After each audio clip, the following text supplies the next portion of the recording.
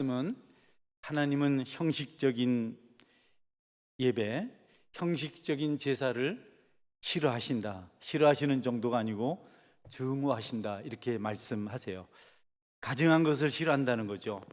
안식일이나 성회로 모일 때 그들이 악을 행하면서 하나님을 찾아오는 것을 보고 분노를 터뜨리신다고 말씀하십니다. 이사야서가 그것을 기록하고 있죠. 이사야 선지자는 하나님의 말씀을 그대로 백성들에게 전합니다. 나는 너희들이 형식적으로 타성에 젖은 그런 제사를 드리는 것 싫어한다. 나는 그걸 너무너무 싫어한다. 여러분, 이스라엘 백성들과 예루살렘의 백성들을 향해서 소돔의 간원과 고모라의 백성으로 이렇게 말하고 있어요. 그 당시에 소돔, 고모라 하면 죄를 상징합니다. 윤리적으로, 도덕적으로, 성적으로 타락한 사람을 말할 때 소돔 같다.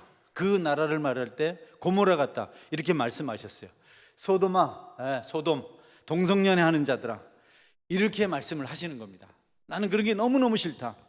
특별히 그 시대에는 성적 타락이 아주 그냥 하나님을 가장 힘들게 한 시대였습니다. 그것 때문에 멸망을 받죠.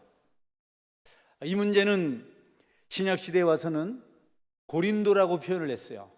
구약 시대는 소돔이나 고모라로 표현했는데 신약 시대는 고린도 갔다 하면 바로 똑같은 죄를 말하는 겁니다. 그런 악한 일을 범하면서 나에게 제사를 드리는 것이 내가 싫다. 나는 그것이 너무너무 싫다. 나는 너희들이 마당만 밟는 정말 귀찮은 존재가 되고 있다. 이렇게 말씀을 하고 있어요.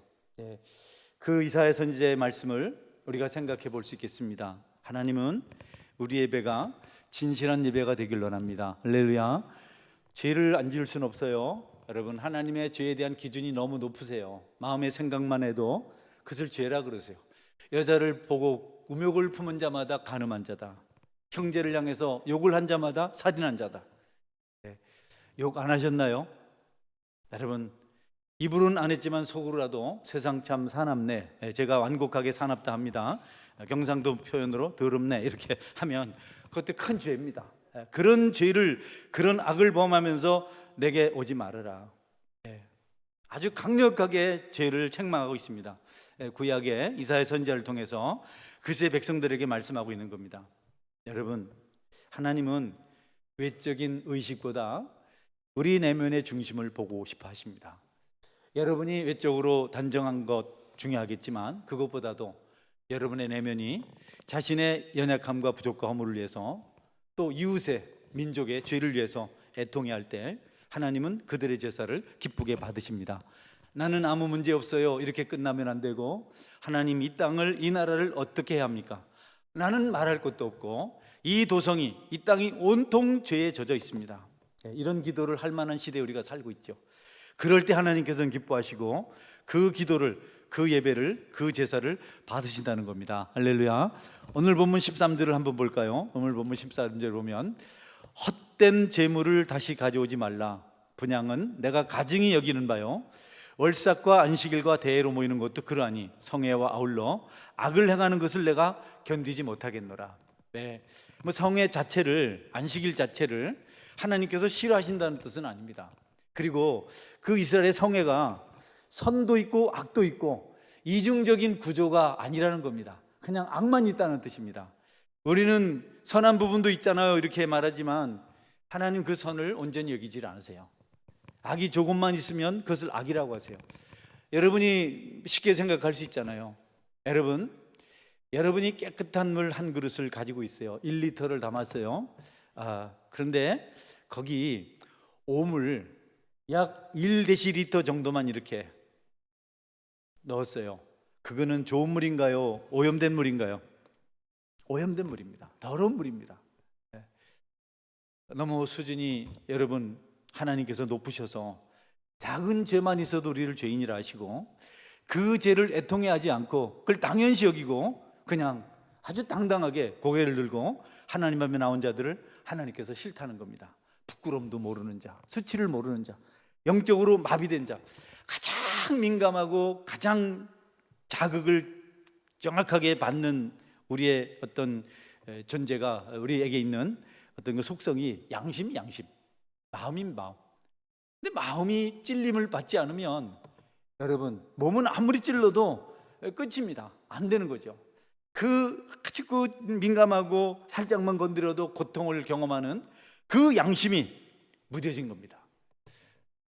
그 양심이 상한 자가 나와서, 굳은 자가 나와서 하나님 앞에 예배를 드린다고 하니까 하나님은 그 예배를 받지 않으시겠다. 찔림이 없는 자들, 부끄러움이 없는 자들, 마비된 자들, 화인 맞은 자들 나는 기뻐하지 않는다. 여러분, 하나님은 하나님이 원하시는 수준의 예배를 받으십니다. 할렐루야. 내 열심이 아닙니다. 내가 뭘 어떻게 하는 것이 아니고, 나는 이렇게 하고 싶지만 하나님께서 그걸 원하지 않으시면 하나님께서 원하시는 제사를 드려야 되는데, 이스라엘 백성은 그렇게 하지 않았어요. 내가 이렇게 내 정성을 다해서, 내가 힘껏 다해서 하나님께 나왔는데 이걸 왜 싫어하실까? 하나님은 하나님의 방법의 제사가 따로 있었거든요.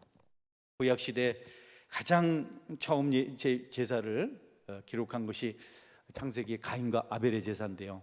여러분, 왜 하나님은 아벨의 제사는 받고 가인의 제사는 안 받았을까요? 네, 하나님이 원하시는 제사가 있었는데, 아벨은 하나님이 원하는 제사를 드렸어요. 가인은 하나님이 원하는 제사를 드리지 않고 자기 정성, 자기 마음, 자기 생각대로 드렸습니다. 하나님은 그래서 가인의 제물을 받지 않으셨습니다. 내 주장, 내 가치, 내 형편, 그것이 아니라 하나님이 정하신 그 방법대로 그것을 드릴 때 하나님께서 그 제를 받으십니다. 그 제물을, 그 제사를 받으십니다. 하나님이 제사를 안 받으시니까 가인이 마음이 아팠어요. 여러분, 내가 좀 잘한다고 했는데 상대방이 나를 무시하면 상처받잖아요. 이런 거 필요 없어. 그러는 순간 우리가 상처를 받습니다. 가인도 그랬어요. 가인도 자기 마음을 다해서, 자기 정성을 다해서 자기의 첫 열매를 드렸는데 하나님이 받아들이질 않으셨어요.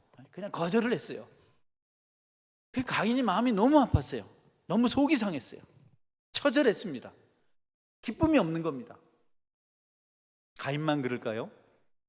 여러분의 예배나 여러분의 봉사나 여러분의 섬김은 어떻습니까? 여러분 주관대로, 여러분 생각대로, 여러분의 가치를 따라서 하나님 앞에 드리다가 하나님께서 그것을 반기지 않으시면 여러분 혹시 기분 나빠하고 속상해하지 않으십니까? 하나님은 인격적인 분이시라서 우리의 중심을 보십니다. 그분은 절대로 업신여김을 받지 않으십니다. 여러분에게 진실한, 진정한 섬김, 예배가 있기를 주님의 이름으로 축원합니다. 범죄한 인간이 거룩하신 하나님 만나는 일이 불가능합니다. 반드시 죄를 없애야 됩니다. 반드시 죄를 청산해야 되는데 그 죄를 청산할 방법이 없고, 어떻게 우리가 우리 죄를 해결합니까? 하나님께서 길을 여셨는데 대속 제물을 가지고 와라. 양이나 염소나 송아지나, 혹은 가난한 자는 비둘기를 가지고 오고, 그것도 안 되면 소제를 드려라, 이렇게 말씀하셨어요. 어쨌든 뭔가를, 내가 하나님 앞에 죄를 용서받기 원합니다, 하나님의 은총을 덧입기 원합니다 라고 할 때 거기에 합당한, 거기에 따르는 제도를, 제물을, 규례를 하나님 앞에 지키고 드려야 됩니다. 도저히 우리는 하나님 만날 자격이 없어요. 그냥은 안 돼요. 우리가 어떤 것을 가지고 가도 안 됩니다. 착함을 가지고 가도 안 됩니다. 하나님께서 원하시는 그 제물, 그 피의 제사를 가지고 가야 됩니다. 하나님은 그걸 기다리고 계세요. 하나님, 내가 죄를 많이 지었는데 내 죄를 해결할 방법이 없고 하나님이 원하시는 제물을 가지고 왔습니다. 받아주세요. 그러면 하나님이 그걸 기뻐하세요. 그래 알겠다. 나도 내가 용서받지 못하고 힘들어하는 건 나도 싫어하는데, 그런데 내가 그 죄의 용서를 받겠다고 내가 원하는 제물을 가지고 와서 제사를 드리니 나는 참 기쁘다. 그리고 여러분, 용납을 하십니다. 진정으로 회개하는 마음, 정말 하나님을 사랑하고 경외하는 마음으로 하나님이 원하시는 것을 우리가 드릴 때, 그것을 전제로 할 때 하나님은 기뻐 받아주시고 우리에게 여러분 기쁨을 주세요. 죄의 용서의 은혜를 주십니다. 구약시대는 끊임없이 많은 짐승들이 죽었어요. 많은 짐승이 희생을 했습니다. 계속 죽었습니다. 지금까지도 계속 죽어야 되는데 그 짐승들 대신 예수님께서 단번에 자신을 제물로 바치심으로 더 이상 짐승의 피를 흘리지 않아도 된 것입니다. 이게 은혜입니다. 그래서 결국은 여러분이 완전한 제물이신 하나님께서 요구하시는 모든 조건을 다 갖추신, 흠과 티가 없고 그리고 깨끗하고 정결한 그 짐승을 하나님께서 친히 준비하셔서 받으셨는데 그 제물이 바로 십자가에 죽으신 예수님이십니다. 예수님은 한 번만 믿으면 됩니다. 할렐루야. 그리고 그분 앞에 그 이름으로 나가면 됩니다. 얼마나 우리가 풍성한 은혜를 누리고 있는지 모릅니다. 우주 만물을 지으신 분, 이 모든 것을 다스리시는 그분께서 우리에게 은혜를 베푸셔서 더 이상 많은 양이나 소의 피를 가져오지 말고 내 아들 내 독생자를 너희들이 믿고 내게 나오면 내가 너희들의 죄를 사하고 너희들을 받고 너희들의 예배를 받으시겠다, 이렇게 말씀하십니다. 히브리서 9장 26절입니다. 같이 읽어볼까요? 그리하면 그 세상을 창조한 때부터 자주 고난을 받았어야 할 것이로되 이제 자기를 단번에 제물로 드려 죄를 없이 하시려고 세상 끝에 나타나셨느니라. 할렐루야. 네, 세상 끝은 구약이 끝난 시대입니다. 계속 짐승의 피를 계속 드려야 되는데, 계속해서 고난을 받아야 되는데 단번에 그 제사를 완성하셨습니다. 세상 끝에. 구약 시대가 끝나는 겁니다. 신약 시대는 새로운 시대가 도래한 겁니다. 그 시대가 끝이 나고 예수님의 시대가 도래했습니다. 율법이 힘을 잃어버렸어요. 하나님께서는 단순한 제사를 원치 않으세요. 본문 11절에 보면 여호와께서 말씀하시되 너희의 무수한 제물이 내게 무엇이 유익하뇨? 나는 순양의 번제와 살찐 짐승의 기름에 배불렀고 나는 숫송아지나 어린 양이나 순염소의 피를 기뻐하지 아니하노라. 하나님이 양의 고기를, 염소 고기를 많이 먹어서 배가 부르다, 난 포식했다, 이런 뜻이 아니고 그들이 마음으로 드리지 않는 것 때문에 그렇게 하시는 겁니다. 하나님이 고기를 드십니까? 피를 마십니까? 그런 뜻이 아니고 내가 이제 너희들이 가져오는 제물만 드리는 마음은 없고 인격은 없고 그냥 나를 마치 무슨 고기나 먹고 피를 마시는 그런 존재로 생각하고 그 가져온 그것을 나는 가증 여긴다. 난 그 실증이 난다. 너희들이 마음은 내게서 멀다, 이렇게 말씀을 하셨어요. 구약 시대에만 국한된 것이 아닙니다. 예수님 없이, 그분 앞에 통회하고 애통하는 마음 없이, 회개의 은혜가 없이 우리가 이렇게 예배 자리에 오는 것을 하나님께서는 기뻐 받으시지 않습니다. 여러분에게 죄로 인한 애통함, 회개가 있기를 주의 이름으로 축원합니다. 너무 두꺼우면 안 되죠. 하나님 그걸 싫어하신다는 겁니다. 나는 그런 거 너무너무 싫다고 말씀하십니다.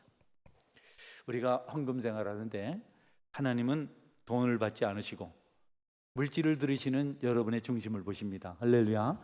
금과 운이 중요한 게 아니고 정말 마음을 담은 한 과부의 생활비 전체 2랩돈 2,000원 정도 되는 그것을 드렸을 때 예수님께서 모든 사람 중에 이 여인이 가장 많이 드렸다.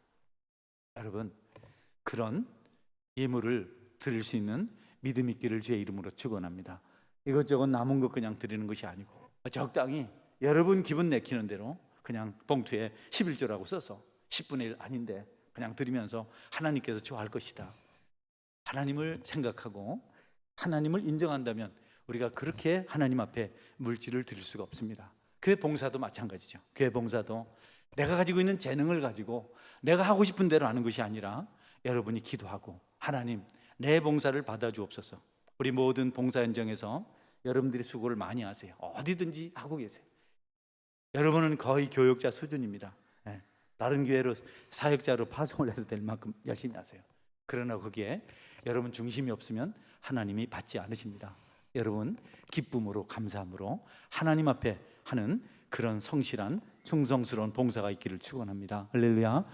사람에게 하듯 하지 말고 주께 하듯 하라. 내가 이만큼 했으니까 누구 아무도 안 하고 말이지. 여러분 아니요. 더 많이 할수록 겸손하고 더 많이 할수록 감사하고 더 많이 하나님 앞에 쓰임 받을수록 우리가 기뻐해야지. 내가 좀 했다고 안 하는 사람은 핀잔 주고 부담 주고 하면 여러분 그게 무슨 봉사입니까? 그게 횡포지. 하나님은 그런 식의 봉사를 기뻐하지 않으신다. 유월절 중에 7째 날, 장막절 중에 6째 날 그들이 절기를 지키러 왔어요. 유월절, 오순절, 장막절 지키러 왔어요. 그런데 다 위선이었습니다. 많은 거 가지고 가진 다 헛된 것이었습니다. 사람이야 모르고 받아서 좋다 하지만 하나님이 그게 무슨 필요가 있습니까? 천산의 생축이 다 나의 것이 아니냐, 모든 것이 나의 것이 아니냐, 내가 소가 없어서 양이 없어서 너희들에게 가져오라 하겠느냐.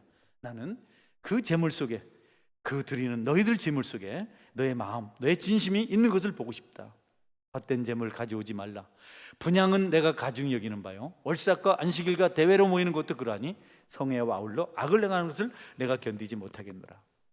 하나님이 여러분 거짓과 진실을 같이 받으시겠습니까? 그냥 그러려니 하지 말고 여러분이 예배하러 올 때, 교회 봉사할 때 나는 진실을 전하는 참 예배자로 하나님 앞에 섰는가 고민하시고 기도하시고 봉사의 자리에 서시기를 주의 이름으로 축원합니다. 여러 봉사 현장이 있습니다. 잘못 부르면 또 왜 나만 갖고 그래 해서 내가 봉사 현장을 안 부릅니다. 안 부르는데 우리가 너무 그냥 매너리즘에 빠졌어요. 오늘 주일이네, 가야지. 내가 해야 되네, 해야지. 아무 역사도 일어나지 않습니다. 아무 역사도 일어나지 않습니다. 예수님의 이름을 부르며 여러분의 죄를 자복하고 하나님 앞에 눈물 뿌려 간구할 때 여러분의 봉사가 화려하지 않아도 좀 어설퍼도 하나님께서 기뻐 받으시는 봉사가 될 줄 믿으시기 바랍니다. 생각하세요. 고민하십시오. 나는 하나님께 드리고 있는가? 이런 생각, 이런 가치가 없이 교회 와서 예배하고 봉사하면 하나님이 그걸 싫다는 겁니다. 여러분은 이 비무성한 무화과나무 비유를 알아요. 너무 예수님께서 시장하셔서 아무도 먹을 것 주는 사람이 없어서 너무 한여름에 잎이 무성한 무화과나무는 열매 먼저 달리고 잎이 나거든요. 1년 내내 무화과나무가 달려요. 하나만 심어 놓으면 추위가 올 때까지 계속 먹을 수 있어요. 예수님이 지금 무화과철인데 저렇게 무성한 나무니 얼마나 무화과가 많겠는가. 주먹만한 무화과를 생각하시면서 갔는데 아무리 뒤져도 단 하나의 무화과가 없어요. 하나님이 그 무화과 나무를 저주하셔서 뿌리까지 말려버렸습니다. 화려함을, 웅장함을, 여러분 어떤 퍼레이드를 자랑하지 말고 한 구석에서라도 눈물 뿌려 기도하며 하나님을 진심으로 인정하는 그런 성도가 되시기를 바랍니다. 한순간이라도 여러분 주님 앞에 눈물 흘려보신 적 있나요? 애통하며 기도해 보신 적 있나요? 너무 좋은 일입니다. 그 일을 계속하시기 바랍니다. 계속 그 일을 하시기 바랍니다. 하나님은 인간의 도덕적인 삶과 제사의 관계를 중요하게 생각해요. 예배와 우리의 삶을 중요하게 생각합니다. 그냥 보이려고 오는 것 원치 않으시고 그 마당만 밟는 거고 정말 인격적인 그 예배를 받으신다고. 하나님과 인간과의 정성적인 관계는 예배의 관계입니다. 예배는 여러분 두 측면에서 생각할 수 있습니다. 하나는 오늘 이렇게 여러분들이 공적으로 드리는 예배가 있고 세상에 나가서 삶으로 드리는 예배가 있습니다. 이 두 예배가 일치될 때, 아이덴티티를 이룰 때 하나님이 기뻐하십니다. 아멘. 여기서 좋은 목소리, 좋은 재능, 잘 가르치는 기술, 누구나 홀딱 반할 것 같은 여러분 배우와 같은 그런 연출을 하는 그런 식으로 사람들은 감동시킬 수 있지만 하나님 절대로 감동받지 않습니다. 음정 박자도 안 맞지만 주님이 좋아서 늘 한 곡조로 여러 가사를 불러낼다 할지라도 그 신실한 찬양을 하나님은 듣기 좋아하신다. 저는 우리 임유 집사님 안 오셨죠? 임유 집사님은 거의 같은 수준의 곡으로 노래 찬양을 부르세요. 근데 한때는 그 찬양이 얼마나 은혜로운지 몰라요. 근데 요새는 그 찬양이 없어요. 아예 교회를 안 오시네. 여러분이 하나님 원하시는 그런 정상적이고 성숙한 삶을 배경으로 하나님을 예배하시기를 바랍니다. 하나님은 인간과의 정상적인 관계를 가지고 싶어요. 기다리세요. 저는 하나님이 아닌데 저도 여러분을 기다리는 목회자입니다. 나는 여러분 중에 한 사람도 실족하지 않고 다 천국 가기를 바랍니다. 다 여러분이 회개하고 온전한 신앙인으로 세워지길 바랍니다. 나는 잘라내고 끊어내고 하는 걸 못해요. 너는 나가라 여기까지 하고 싶은데 또 나간다고 뭔 좋은 일 있겠어요? 나간다고 회개하겠어요? 그래서 속이 타요. 여러분 나를 너무 우매하게 보지 마세요. 나도 볼 건 다 봅니다. 응? 아멘을 안 하시네 분들. 그런데 내가 그런 거를 지적하고 다니지 않는 것은 그게 무슨 유익이겠어요? 하나님도 기다리시는데 저도 기다릴 뿐입니다. 하나님 얼마나 간절히 기다리겠어요? 내게로 오라, 내게로 오라, 내게로 오라. 좀 와서 나하고 좀 얘기 좀 하자. 오라, 우리가 서로 변론하자. 네? 신령과 진정으로 예배를 좀 드리는 너를 보고 싶다. 요한복음 4장 23절입니다. 같이 읽어볼까요? 아버지께 참되게 예배하는 자들은 영과 진리로 예배할 때가 오나니 곧 이때라. 아버지께서는 자기에게 이렇게 예배하는 자들을 찾으시느니라. 네, 영과 진리는 내 임의로, 내 생각으로, 내 열심으로 드리는 것이 아니라 성령과 말씀으로 드리는 예배입니다. 할렐루야. 말씀에 순종하고 성령의 감동으로 드리는 예배입니다. 예배는 우리가 만들어내는 것이 아니고 우리가 연출하는 것이 아닙니다. 우리는 쇼를 하는 배우가 아닙니다. 성령의 감동을 받은 사람들이 하나님이 원하시는 모습으로 예배 드릴 때 그 예배를 받는 날 신령과 진정으로, 성령과 진리로, 성령과 말씀으로. 다른 종교는 이런 게 없어요. 정성으로 합니다. 그래서 무당이 그러잖아요. 사바사바사바사바 궁. 정성이 부족하여 호박떡이 설었으니 사바사바 해가지고 그런다잖아요. 여러분, 그런 정성을 받으시는 게 아닙니다. 하나님은 여러분의 성령의 은혜를 받으신 줄 믿으시기 바랍니다. 그래서 성령의 은혜를 간구해야 됩니다. 방언을 말하는 그 성령의 역사지만 여러분 심령 속에 애통함이 있어야 됩니다. 그렇게 예배를 드릴 때 하나님 받으시고, 하나님 우리 예배를 받을 때 우리에게서 기적이 일어나고 우리에게 회복의 역사가 나타나는 겁니다. 할렐루야. 그러니까 그 예배를 항상 삼아야 됩니다. 로마서 12장 1절입니다. 같이 읽어 시작. 그러므로 형제들아, 내가 하나님의 모든 자비하심으로 너희를 권하노니 너희 몸을 하나님이 기뻐하시는 거룩한 산제물로 드리라. 이는 너희가 드릴 영적 예배니라. 좀 바르게 살라는 겁니다. 요즘 오후 예배를 하면 한 4시쯤 마치잖아요. 오늘은 좀 일찍 마칠 건데요. 이제 5분 안에 마칠 건데요. 아멘 안 해요? 그런데 여러분, 마쳤다고 어이 김지사 뭐하노? 한잔하러 가야지. 그러면 안 돼요. 응? 여러분은 예배를 드리고 하나님 앞에 예배의 감동을 가지고 또 한 주를 살아내야 됩니다. 목회자가 중요한 것은 그런 삶을 살아갈 수 있는 감동을, 영적 은혜를 나눠야 되기 때문에 중요합니다. 그래서 저는 그게 좀 힘이 들어요. 말만 하고 문장만 짜맞추고 그런 예배가 되지 않아야 될 텐데, 하나님의 백성들이 좀 진실을 알고 진리를 경험함으로 세상 것이 부럽지 않는 그런 성숙한 삶을 살아야 될 텐데, 그게 이 목회자들의 설교제의 고민입니다. 그러나 여러분, 책임은 목회자에게만 있는 것 아닙니다. 여러분에게도 있는 줄 믿으시기 바랍니다. 저도 여러분을 바라보면서 설교할 때 저도 은혜를 받습니다. 저는 예배 시간에 올라가서 은혜를 줄 수 있는 사람을 찾아요. 어떤 분들이 국류를 구하며 앉아있는 것을 봅니다. 저는 그분을 생각해서 예배 드립니다. 하나님은 그때 은혜를 주십니다. 여러분이 성회와 더불어, 예배와 더불어 악을 행하는 생활을 하지 않길 바랍니다. 거룩한 삶과 악은 공존할 수 없습니다. 거룩한 예배인데 악이 좀 있었다가 아닙니다. 악이 조금 있으면 그게 악입니다. 아간한 사람 때문에 아간의 가족이 다 돌 맞아 죽었잖아요. 뭘 얘기합니까? 우리에게 작은 죄가 있어도 그것을 예수님의 보혈의 피로 용서받지 않으면 안 된다. 그러니 여러분, 항상 주님을 붙들고 기도하고 말씀의 가르침을 따라 행할 수 있어야 되겠다. 오늘 요즘 참 너무 신선한 젊은 우리 청년들이 예배 드리러 와요. 이것을 교회에서는 교회가 젊은 피를 수혈받는다. 이분들이 순수하고 이분들이 주님 앞에 바로 설 때 천하보다 귀한 축복을 하나님께서 교회에 주십니다. 아멘. 이 사람들은 두렵고 떨림으로 교회에 와요. 저도 청년 시절에 예수님 믿었는데요, 나는 교회는 정말 제일 조심스러운 곳이었습니다. 나는 정말 너무 조심스러운 곳이었습니다.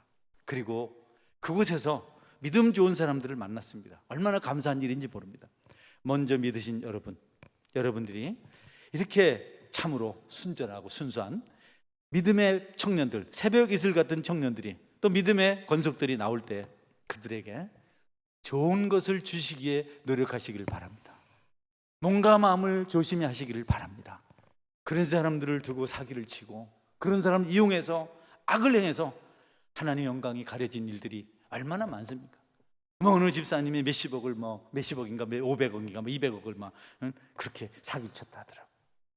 여러분, 영혼을 그렇게 대하면 안 됩니다. 여러분은 인격적으로 말씀으로 성령으로 그들을 대하고 사랑하시기를 주의 이름으로 축원합니다. 언제 커서 헌금하노? 큰일 납니다. 그러면 안 됩니다. 그런 생각하지 말고 어쨌든 예수님 잘 믿고 하나님 참 자녀가 됐으면 좋겠다. 이런 마음으로 피차 돌아보고 사랑할 수 있겠어요. 그러니까 모든 걸 내놔야 됩니다. 새가족부를 섬기시는 분들도 마찬가지죠. 어떻게 하면 이분들이 좀 감동을 받을까? 어떻게 하면 교회가 좋은 것인 줄 알고 예수님을 섬길까? 이들이 어떻게 내가 맞는 하나님을 만날까? 이 생각을 하면서 기도하고 최선을 다할 수 있겠다. 이 일에 여러분이 집중하시길 바랍니다. 우리도 잘 돼야 되지만 잘된 우리 때문에 오고 오는 세대들이 잘 돼야 되죠. 제가 여러분들에게 어두운 마음을 가지고 있으면 하나님께서 이들을 받겠습니까? 여러분들이 연약한 성도들에게 거룩하지 못한 태도로 접근하면 하나님께서 여러분을 받으시겠습니까? 어리석게도 이스라엘 백성들은 손에 피가 가득했습니다. 죄가 가득했습니다.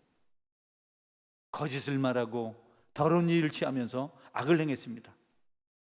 하나님은 그들을 이렇게 말씀하셨습니다. 이사야서 1장 15절에 17절까지인데요. 같이 읽겠습니다. 너희가 손을 펼 때에 내가 내 눈을 너희에게 가리고 너희가 많이 기도할지라도 내가 듣지 아니하리니 이는 너희의 손에 피가 가득함이라. 너희는 스스로 씻으며 스스로 깨끗하게 하여 내 목전에서 너희 악한 행실을 버리며 행악을 그치고 선행을 배우며 정의를 구하며 학대받는 자를 도와주며 고아를 위하여 신원하며 과부를 위하여 변론하라 하셨느니라. 네. 너희는 좀 어렵고 힘든 사람들을 돌보고 다른 사람들에게 좀 모범이 됐으면 좋겠다. 너희들이 선택된 백성이 아니냐. 목회자들, 교회 직분을 가지신 분들, 먼저 믿으신 분들은 그가 실족할까 봐, 그가 나쁜 것 보고 배울까 봐 교회를 두렵고 떨림으로 찾아왔는데 세상과 똑같네.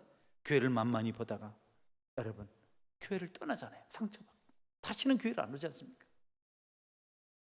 어린 소자 중에 하나라도 실족해 하는 일, 그것은 차라리 연자맷돌을 목에 메고 바다에 빠져 죽는 게 낫다. 그렇게 하지 말고 하나님께서 용납하지 않으시겠다. 이스라엘 백성들은 선민이었고 모든 사람들과 구별된 선택된 민족이었지만 바른 삶을 드리지 못했습니다. 바른 제사를 드리지 못했습니다. 말씀 맺습니다. 성도 여러분, 여러분의 삶과 도덕적인 성숙함이 교회에 나와서 예배 드리는 것과 일치되는 그런 삶이 될 수 있기를 주의 이름으로 축원합니다. 아멘. 같이 기도하겠습니다. 하나님, 내가 참 예배자가 되게 하여 주옵소서. 말은 그럴듯하고 몸은 같이 있지만 전혀 세상과 구별되지 못하고 그래서 아무 영향력이 없고 무기력하고 특정한 누구를 말하지 않습니다. 저도 포함이 됩니다. 저도 이런 말씀을 볼 때 너무 괴롭고 힘이 듭니다. 하나님, 내가 교회만 나오는 것이 아니라 참 신앙인으로 믿음을 가지고 어떤 사람들에게 좋은 영향을 미칠 수 있는 성숙한 사람으로 살게 도와주옵소서. 같이 기도하겠습니다.